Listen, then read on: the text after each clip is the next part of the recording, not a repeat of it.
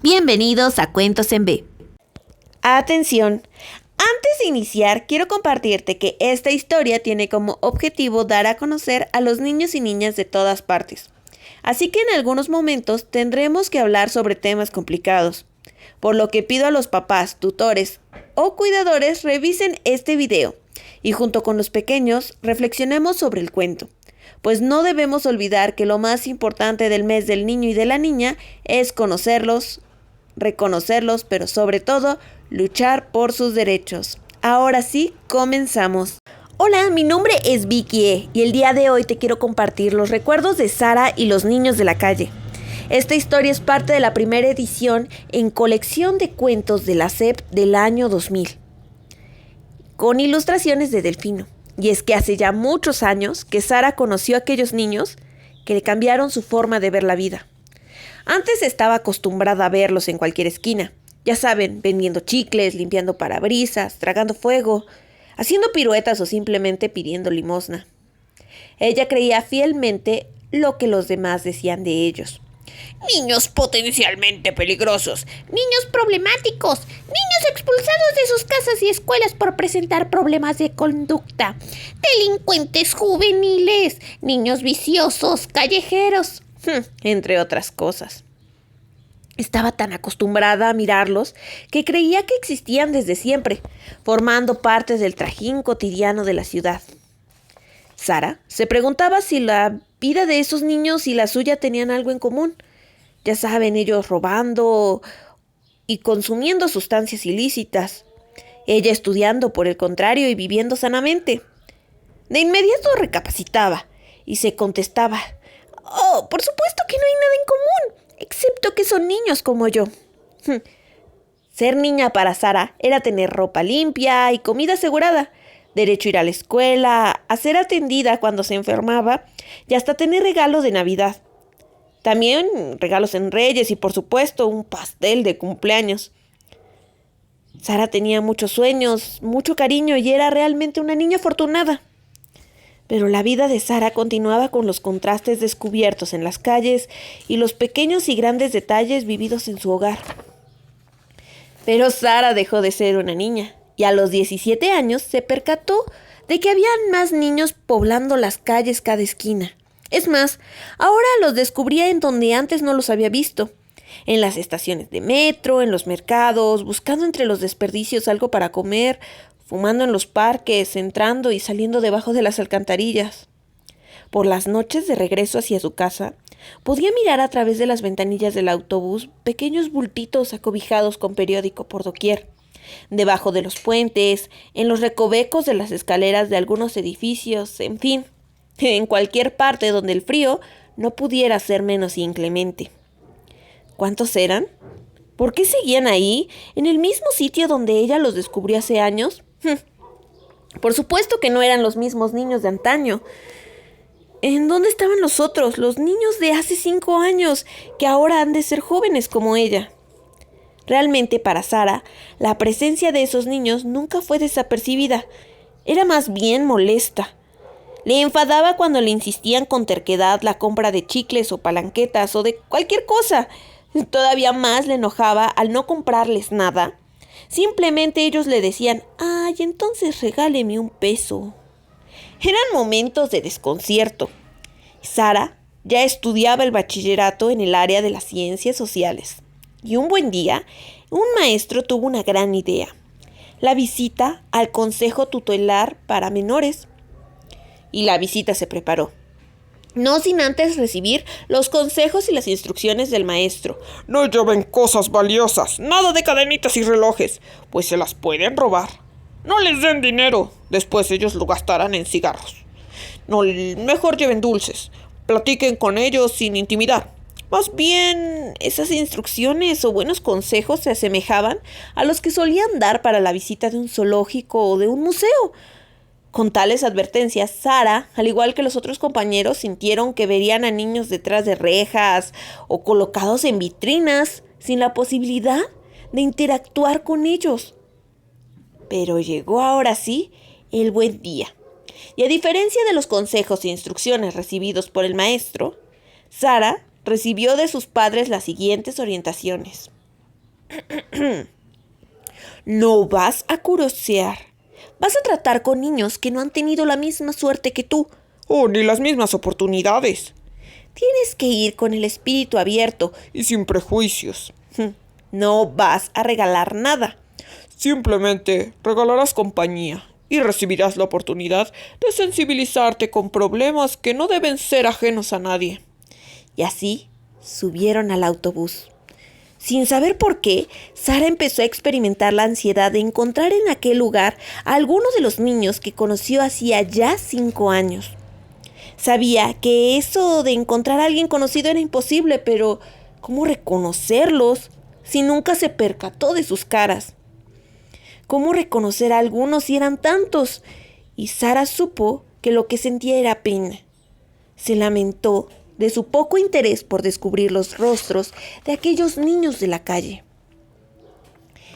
Al llegar al centro tutelar, las instrucciones del buen maestro salieron sobrando. A cada visitante le recogían sus objetos de valor y su dinero. Solo dejaban pasar comida, refrescos y dulces. Llegaron al patio en donde algunos niños jugaban fútbol, basquetbol, canicas, trompo, rayuela. Otros tantos simplemente se calentaban ociosamente al sol. Otros leían revistas, platicaban o esperaban. El primer contacto fue terriblemente impresionante. Había niños de todas las edades. Convivían pequeños de 7, 10 y hasta 17 años. Los más pequeñitos de inmediato se acercaron y demandaban dinero, dulces, incluso cigarrillos. Y otros tantos mostraban enfado al ver a los estudiantes con cuadernos, lápices en mano, prestos para anotar sus observaciones. La sorpresa de Sara fue tal que no pudo anotar, platicar o jugar. Solo se dedicó a buscar y no sabía exactamente qué o a quién. Simplemente buscaba, pero no encontraba. Estaba en un lugar que le parecía de a mentiritas. ¿Dónde estarán los padres? ¿Y dónde habían vivido?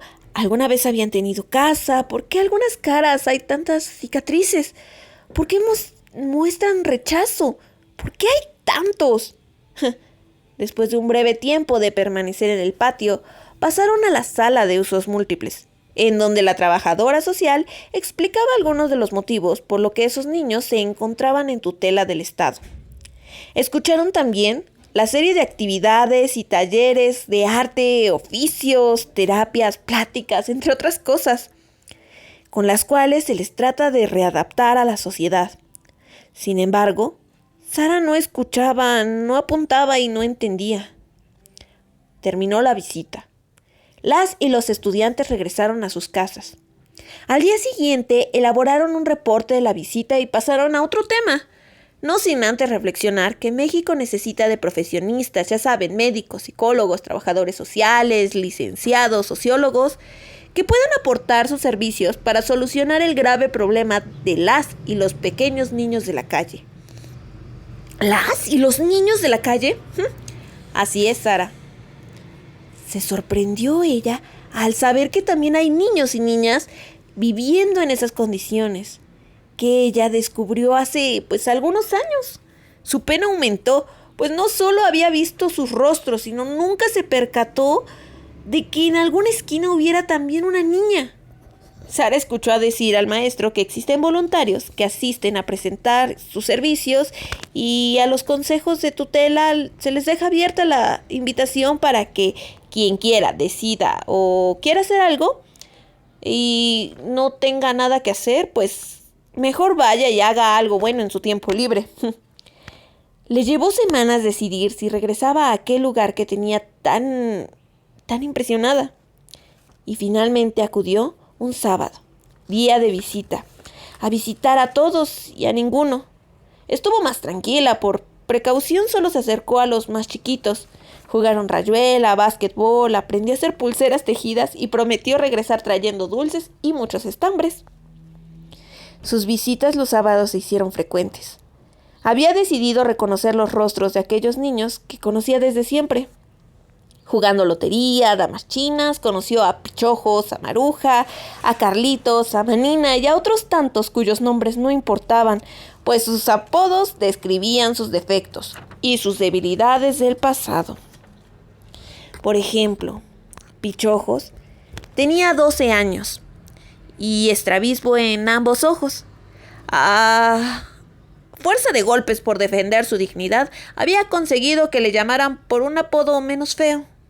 Era el hijo mayor de Alicia, madre soltera y quien trabajaba en una fábrica textil como obrera. Al principio, Pichojos salía a la calle a vender chicles, pastillas de mentol, cacahuates japoneses. Sin embargo, lo que ganaba no era suficiente para ayudar a que comieran sus otros 6 hermanitos. La calle se fue convirtiendo poco a poco en su casa. Ahí era donde pasaba la mayor parte de su tiempo. Dejó de ir a la escuela, pues no podía aprender a leer, no entendía los números y pues no hacía la tarea. Pichojos recibía constantemente la exigencia de su mamá de aportar dinero a la casa, ya saben, por ser el hermano mayor, y además él mismo decía con orgullo: aunque mi mamá no me exigiera, yo me daba cuenta de que no alcanzaba para comer y pagar el alquiler del cuarto donde vivíamos. Un mal día, de regreso a su casa por la noche y con las manos vacías, mejor prefirió ya no entrar a su casa. Así que Pichojos salió y no volvió jamás. Carlitos explicaba que su sobrenombre, con cierto orgullo: soy chiquito, pero capaz de inhalar litros y litros de chemo o de cualquier solvente. Carlitos nunca habló de su familia. Aunque algunos decían que había vivido por la ciudad Neza y tenía a otros 2 hermanos como él, pero ellos vivían juntos en la calle. A Sara le dolían mucho las experiencias vividas por aquellos niños, pero se sentía muy enojada al darse cuenta que en algunas ocasiones el abuso y el maltrato de la misma familia no les había dejado otra alternativa. Por ejemplo, Manina ya tenía 14 años y había vivido toda su vida trabajando en la carnicería de su padrastro. Lavaba las tripas de los toros y los cochinitos. Movía el perol de los chicharrones y lavaba pisos, cacerolas y cuchillos. Nunca había ido a la escuela, pues su padrastro decía que no tenía ninguna obligación para con él. Su madre, contaba Manina, tiene una enfermedad muy horrible. Bebe y bebe aguardiente y casi siempre está borrachita. Por eso es que nunca me pudo defender cuando recibía maltratos y abusos. Ella me echaba la culpa de que mi mamá tomara. Un día Manina sufrió tanto abuso que simplemente salió huyendo de la carnicería y por supuesto de su padrastro y de su mamá. Aunque Sara evitaba hablar cosas del pasado para que no se sintieran tristes, los niños contaban sus historias, tal vez en un afán de defenderlos o en un afán desesperado de confirmar que esos eran tiempos pasados, pero ¿cuál era su presente? ¿Y cuál sería su futuro? Cada sábado, Sara llegaba al consejo tutelar y encontraba nuevas caras. Dejaba de ver otras y cuando preguntaba dónde habían ido los otros, la respuesta era inmediata: pues a la calle. Así entonces inició nuevas amistades. El Moles, el Negro, el Mayo, el Chino, la Cochinilla, y oía nuevas historias. Y si tú quieres escuchar qué pasó con esta historia, te invito a que la siguiente semana estés a la misma hora en este canal de YouTube, ya que te compartiré la parte 2 de los recuerdos de Sara y los niños de la calle. Te recuerdo mi nombre, yo soy Vicky E. Y recuerda que esta historia tiene como objetivo crear discusión y reflexión en todos los que la escuchen. Muchas gracias, nos vemos. Adiós.